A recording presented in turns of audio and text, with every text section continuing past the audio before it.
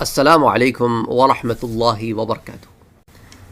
اگر آپ پہلی دفعہ اس چینل پر آئے ہیں تو اس چینل کو سبسکرائب کرنا نہ بھولیں، نوٹیفیکیشن بیل آئیکن پر کلک کرنا نہ بھولیں تاکہ آپ کو ریگولر نوٹیفیکیشن اپڈیٹس مل سکیں اس چینل پر۔ السلام علیکم ورحمۃ اللہ وبرکاتہ۔ حضرت انس بن مالک رضی اللہ تعالی عنہ روایت کرتے ہیں کہ ایک آدمی حضور صلی اللہ علیہ وآلہ وسلم کی خدمت اقدس میں حاضر ہو کر کہنے لگا، یا رسول اللہ صلی اللہ علیہ وآلہ وسلم، میرا سیاہ رنگ ہے اور میں شکل و صورت کا بھی کوئی بہت اچھا نہیں ہوں، کیا یہ چیزیں مجھے جنت میں جانے سے روک دیں گی؟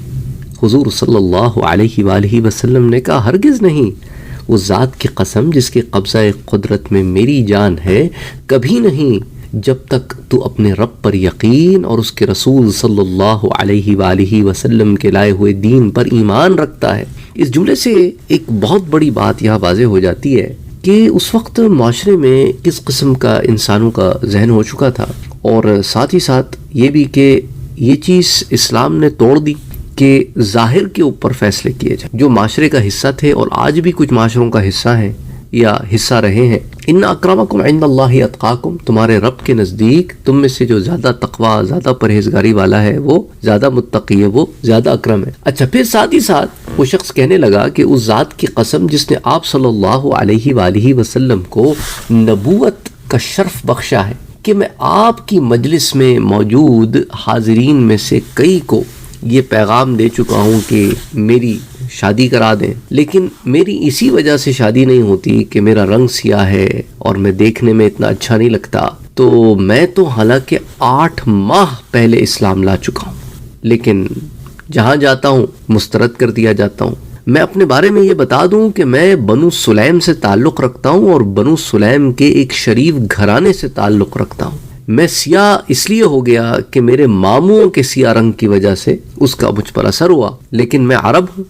تو آپ صلی اللہ علیہ وآلہ وسلم نے ارشاد فرمایا کہ اچھا، عمر ابن وہب کہاں ہے؟ یہ بنو ثقیف کے ایک آدمی تھے جو ابھی مسلمان ہوئے تھے، نئے نئے اسلام میں داخل ہوئے تھے، تو لوگوں نے لا علمی کا اظہار کیا۔ تو آپ نے اسی شخص سے پوچھا کہ کیا تو جانتا ہے اس کا گھر کہاں ہے، عمر ابن وہب کا؟ تو اس نے کہا ہاں میں جانتا ہوں۔ آپ نے فرمایا اچھا ایسا کرو، اس کے پاس جاؤ، جا کر آہستہ سے اس کے دروازے پر دستک دو اور سلام کہو، اور اندر داخل ہونے کے بعد اتنا کہہ دو کہ حضور صلی اللہ علیہ وآلہ وسلم نے تیری بیٹی سے میرا نکاح کر دیا ہے۔ اب مورخین یہ لکھتے ہیں کہ اس شخص عمر ابن وہب کی جو بیٹی تھی وہ بہت حسین و جمیل تھی، اور صرف یہی نہیں بلکہ بہت عقل رکھنے والی سمجھدار قسم کی خاتون تھی۔ یہ شخص عمر ابن وہب کے گھر گیا، وہاں ہلکے سے دستک دی اور اس کے بعد سلام کہا، تو اہل خانہ نے جب عربی لہجہ سنا، کیونکہ تھے تو یہ عرب، تو دروازہ کھول دیا، مگر جب ان کو دیکھا کہ کالا رنگ ہے اور شکل و صورت بھی اتنی اچھی نہیں ہے تو سب کے تیور بدل گئے، کیونکہ اب آپ یاد رکھیں کہ یہ زمانہ جاہلیت سے ابھی اسلام میں داخل ہوئے تھے، اور ان کے نزدیک ظاہر میں عرب رگنے والے کی یہ زیادہ تکریم کرتے تھے، اور جو کالے رنگ کے ہوتے تھے ان کے فیچرز اتنے اچھے نہیں ہوتے تھے، وہ ان کو غلام کنسیڈر کرتے تھے کہ یار اب غلام ہمارے گھر آئے ہیں، اب ہم غلاموں کو عزت و اکرام اس طرح کا دیں گے۔ تو بہرحال یہ ایک ایسا معاشرے کا ایک ایسا ایلیمنٹ تھا جس کو ختم کرنے کی بہت زیادہ اس زمانے میں میرے پیارے نبی صلی اللہ علیہ وآلہ وسلم نے تعلیم دی، ترغیب دی۔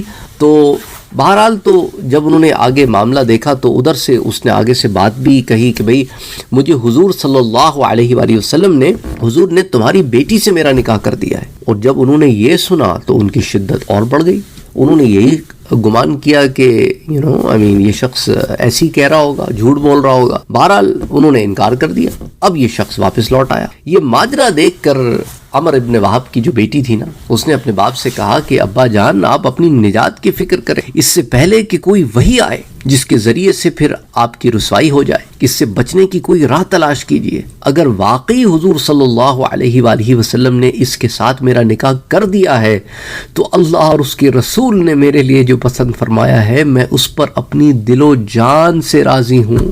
اللہ اکبر، اللہ اکبر، یہ ایمان ہے، یہ عشق رسول ہے کہ بس حضور نے کہہ دیا کافی ہے۔ اب یہ سن کر اب لڑکی کا باپ جو ہے وہ بھی پریشان ہوا، اس نے کہا کہ یہ میں نے کیا کر دیا، میں نے تحقیق ہی نہیں کی، یہ حضور نہیں ہو سکتا ہے، کہاں ہو؟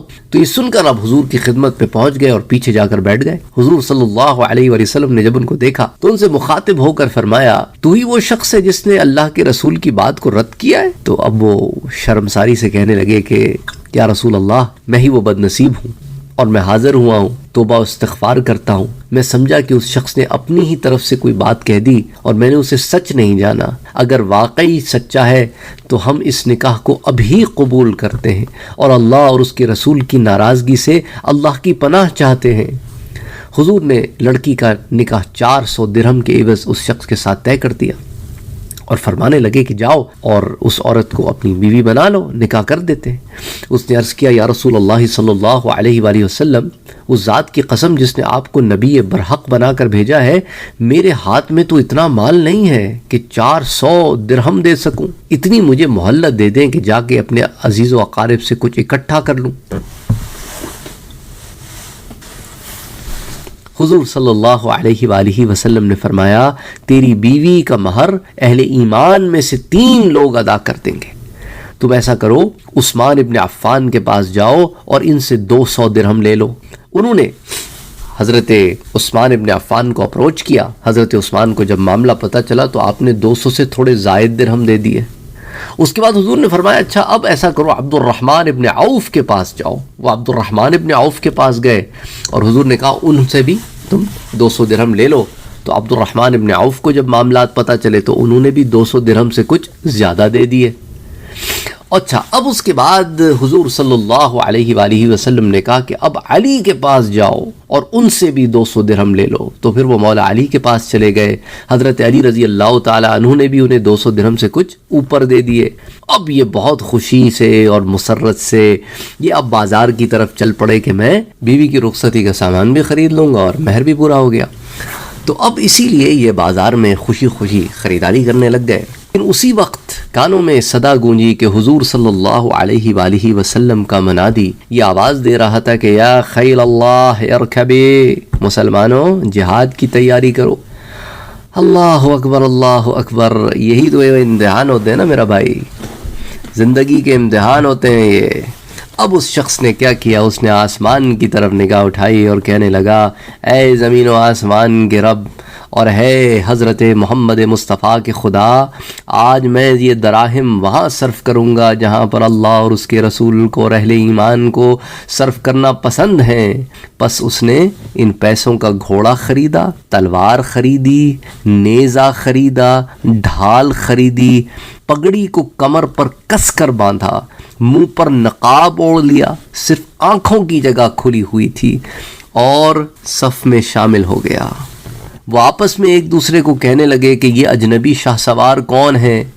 حضرت علی رضی اللہ تعالی عنہ فرمانے لگے، اسے کچھ نہ کہو، ممکن ہے یہ شخص یا بحرین کا رہنے والا ہو یا شام کے علاقے کا ہو، یہاں دین سیکھنے آیا ہو اور تمہاری ہمت افزائی کے لیے تمہارے ساتھ شامل ہو گیا ہو۔ بہرحال لڑائی شروع ہوئی تو اس نے خوب نیزے کے وار کیے، تلوار کے جوہر دکھائے، حتیٰ کہ گھوڑا میدان میں اس کا کام آ گیا۔ گھوڑا جب اس کا ختم ہو گیا تو گھوڑے سے اتر آیا وہ اور پیدل چلنے لگا اور بازو چڑھا کر معرکے کے لیے تیار ہو گیا۔ جب اس نے بازو چڑھائے اپنے تو سیاہ میرے پاک نبی صلی اللہ علیہ وآلہ وسلم کی جب اس پر نظر پڑی تو آپ نے پہچان لیا۔ فرمایا، کیا تو سعد ہے جو ابھی ہمارے پاس آیا تھا؟ اللہ اکبر، اللہ اکبر۔ میرے پیارے نبی کی نگاہ پڑی تو کہنے لگا، جی حضور، میرے ماں باپ آپ پر قربان ہوں، میں وہی سعد ہوں۔ ارشاد فرمایا، تیرا نصیب بھی سعادت مند ہو گیا۔ اللہ اکبر، اللہ اکبر۔ میرے نبی کی دعا ہے نا، وہ نیزوں کے وار اور تلواروں کے مار سے دشمنوں کو جہنم رسید کرتا رہا، حتیٰ کہ آواز آئی سعد رضی اللہ تعالی عنہ شہید ہو گئے۔ حضور صلی اللہ علیہ وآلہ وسلم سیدھے اس کے پاس پہنچے، سر اٹھا کر اپنی مبارک گود میں رکھا، چہرے سے اپنی چادر کے ساتھ غبار صاف کیا اور ارشاد فرمایا، تیری مہک کیسی عمدہ اور پاکیزہ ہے، تو اللہ اور اس کے رسول کا کس قدر پیارا ہے۔ یہ فرما کر آپ صلی اللہ علیہ وآلہ وسلم رونے لگے۔ پھر آپ نے تبسم فرمایا اور پھر اپنے منہ کو اپنے چہرے کو پھیر لیا اور فرمایا رب کعبہ کی قسم یہ حوض پر پہنچ گیا۔ حضرت ابو لبابہ رضی اللہ تعالی عنہ بھی ساتھ ہی موجود تھے۔ فرمایا یا رسول اللہ میرے ماں باپ آپ پر قربان ہو، حوض کیا ہے؟ ارشاد فرمایا وہ حوض جو میرے رب نے مجھے عطا فرمایا ہے، جو صنعا شہر جو یمن کا شہر ہے وہاں سے لے کر بصرہ تک چوڑا ہے۔ یہ بصرہ جو ہے یہ شام کا شہر ہے، یہ بصرہ نہیں ہے، بصرہ تو الگ شہر ہے، ابھی تو بصرہ آباد بھی نہیں ہوا تھا اس زمانے میں، تو بصرہ شہر یہ شام کا شہر ہے، اتنا چوڑا۔ تو اب جس اور حضور نے فرمایا کہ اس حوض کی کیفیت یہ ہے کہ اس کے دونوں کنارے یاقوت اور موتیوں سے مرصع ہیں، اور اس کا پانی دودھ سے زیادہ سفید اور شہد سے زیادہ میٹھا ہے، جو ایک دفعہ اس سے پی لے گا پھر کبھی پیاسا نہ ہوگا۔ یعنی حضور نے جو فرمایا نا کہ یہ حوض پر پہنچ گیا، یعنی کہ اب یہ کامیاب ہو گیا، اس کی شہادت قبول ہو گئی، اور شہید کا تو کیا ہی مقام ہے، یعنی یہ فزت برب الکعبہ والا آدمی ہو گیا کہ رب کعبہ کی قسم میں جیت گیا، اب اس کے لیے جنت کا پروانہ ہے۔ تو بس گویا پہنچ گیا، یا قیامت قائم ہوئی اور یہ پہنچ گیا۔ حضرت ابو لبابہ نے عرض کیا یا رسول اللہ صلی اللہ علیہ وآلہ وسلم، ہم نے دیکھا کہ آپ پہلے روئے، پھر آپ نے تبسم فرمایا، اور پھر آپ نے اپنے چہرہ اقدس کو، چہرہ مبارک کو وہاں سے پھیر لیا، یہ کیا بات ہوئی؟ فرمایا کہ رونا تو مجھے سعد کے فراق کی وجہ سے آیا، اور اللہ کے ہاں اس کا بلند مقام دیکھ کر جی خوش ہوا، اور میں نے تبسم کیا اور منہ اس لیے پھیر لیا تھا کہ اس کی جنتی بیویاں یعنی حوریں اس کی طرف بھاگی چلی آ رہی تھیں، جس سے ان کی پنڈلیاں اور پازیب بھی کھل رہے تھے، تو میں نے حیا کے مارے ادھر سے منہ پھیر لیا۔ اللہ اکبر۔ یعنی حوروں کو بتا دیا جاتا ہے نا کہ یہ شخص جنتی ہے، یہ تمہارا شوہر ہوگا، ابھی انہیں ملا تو نہیں ہے، نہ ابھی ملاقات ہوئی ہے کیونکہ ابھی تو برزخ ہے نا، لیکن انہیں یہ اب خوشخبری تو مل گئی ہے کہ یہ بس آنے والا ہے، یہاں قیامت قائم ہوئی، یہ آ گیا جنت۔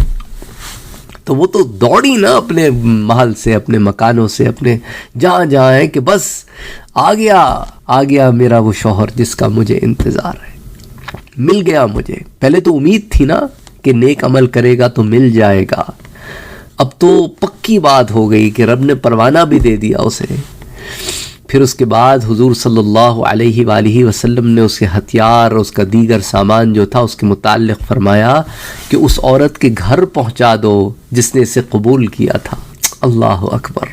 اور بتاؤ کہ اللہ تعالیٰ نے، اس کے باپ کو جا کے بتاؤ کہ اللہ تعالیٰ نے تمہاری بیٹی سے زیادہ عمدہ بیویوں کے ساتھ اس کی شادی کر دی۔ یعنی کہنے کا مقصد ہے کہ جنتی عورتوں سے اس کی شادی ہوگی، کیونکہ دنیا میں تو کنوارا رہا نا، دنیا میں کنوارا رہا، اب وہاں پر اللہ تعالیٰ اسے جنت میں دنیا سے جو عورتیں عطا فرمائے گا وہ بھی اعلیٰ درجے کی عورتیں ہوں گی۔ بہرحال تنبیہ الغافلین نامی کتاب ہے ابو لیث سمرقندی رحمۃ اللہ علیہ کی، اس کے پیجز 686 سے 688 تک یہ واقعہ آتا ہے، بڑا طویل واقعہ ہے، بڑا ایمان افروز واقعہ ہے۔ اللہ اکبر، اللہ اکبر، اللہ اکبر، اللہ اکبر۔ ان اعلیٰ عمدہ لوگوں کا ذکر جب بھی ہوتا ہے اللہ کی رحمتیں اور برکتیں نازل ہوتی ہیں، اور یہ تو شہداء ہیں اور اصحاب رسول میں سے ہیں۔ اللہ تعالی ہمیں توفیق عطا فرمائے کہ ہمارے ایمان بھی ایسے ثابت قدم ہو، ایسی مضبوطی ہو، ایسی گہرائی ہو، ایسی گہرائی ہو اس میں، اور ہمارے عمل اللہ کے لیے ہو اور خالصتاً اللہ کے لیے ہو۔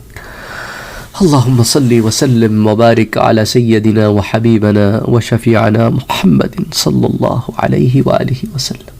Don't forget to